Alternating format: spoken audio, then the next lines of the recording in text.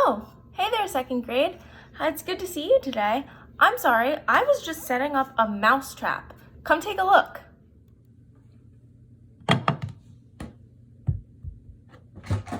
So second grade, is my mouse trap going to actually catch mice? Probably not. I mean, if those Cheerios spilt, it might even attract mice. But what it is going to do is it's going to show us a series of events or a series of causes and effects. So there are things that happened in that chain of events. They're causes and effects. So a cause is what happened first, and an effect is what happens after the cause. So the cause is what creates the effect. As you saw with my mousetrap, there is a series of them. As I just explained, cause and effect are linked together. A cause is what happens first. It tells us why. An effect happens after the cause. It tells us what happened. So the cause is why it happened. With my little mousetrap, me tapping my finger was the why. That's what set the entire thing in motion. The effect is what happens after the cause. It tells us what happened. Well, due to me tapping my finger, the lid rose and the ball rolled off. Series of causes and effects. An example of cause and effect is it rained, we got wet. Well, the rain is the why you got wet. The rain caused the effect. The rain caused you to get wet. It rained, we got wet. Why? It rained, what happened? We got wet. A story that we all know very well is The Three Little Pigs. We should know it very well because we kind of took a look at it last week. Now, this story highlights cause and effect. The entire story is based off of cause and effect. So the wolf was hungry, so he visited each pig's house. The wolf was hungry, so he visited the straw house. The wolf didn't get what he wanted. He's still hungry, so then he visited the next house. It's a series of cause and events.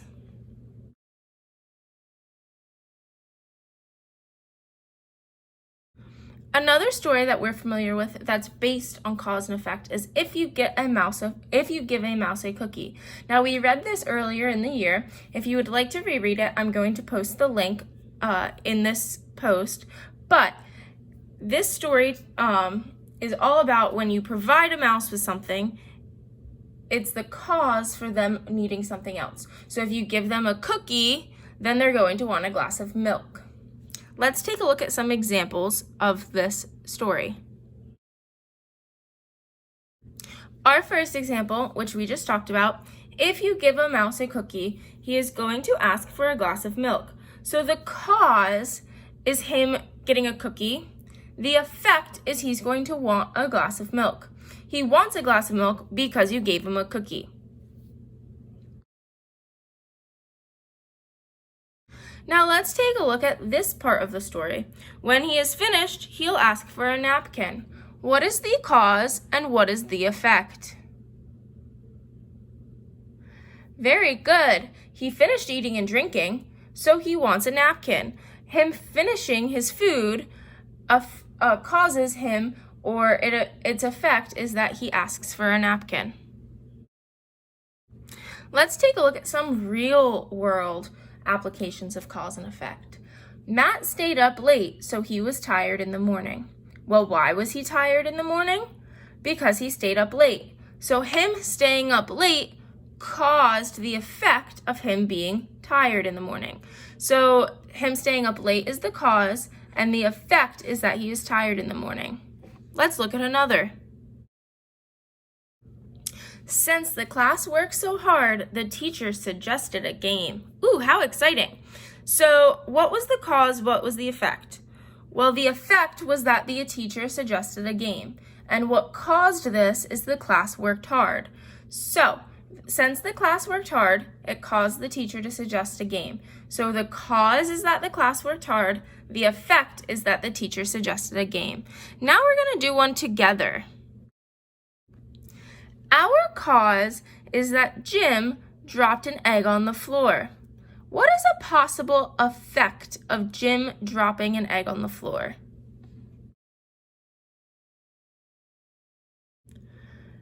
Very good. An effect of Jim dropping the egg on the floor is that the egg broke and it made a mess. So the cause is that Jim dropped the egg. The effect is that it broke. Let's try another one just like this. So our cause is that it started raining during recess. What is an effect that could happen because of our cause? Remember, the cause is why. The effect is what happened. Very good. The children had to go inside. That is one effect of it raining during recess. We have been doing such a great job looking at the cause and figuring out the effect. Let's try to do this backwards. If the effect is I laughed out loud, what might have caused that? So if you're laughing out loud, what could have caused it? Any guesses? I'm sure some of you had some great guesses.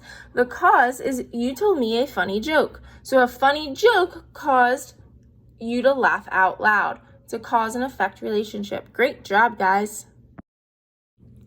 There are different words that signal cause and effect. These words include because, as a result, so, the reason, one effect, this caused, therefore, then, due to, thus, since, if, consequently. For example, if I said, I dropped my book, and one effect is all of my papers fell out. That shows cause and effect. I dropped my book, which caused my papers to fall out. Or it is snowing outside, therefore I'm going to grab my jacket. It connects to events and tells you why you're doing the effect. It highlights the cause and the effect. Alrighty, second grade, so that ends our lesson. So right before we end, we always take a look back at our I can statement. Can you identify the cause and effect relationship in one event? Remember, the cause is what makes the event happen. The effect is what happened due to the cause. So if you think that you could take a look at an event and tell me the cause and the effect, then you can check off our I can statement. Great job. If you want to build your own mouse trap at home today, I would love to see them. So you can either post a picture on the Google Classroom or you can email me. There's some great extension activities today and a great brain pop activity. So if you are a little stuck on cause and effect, please go ahead and watch those. They will help you.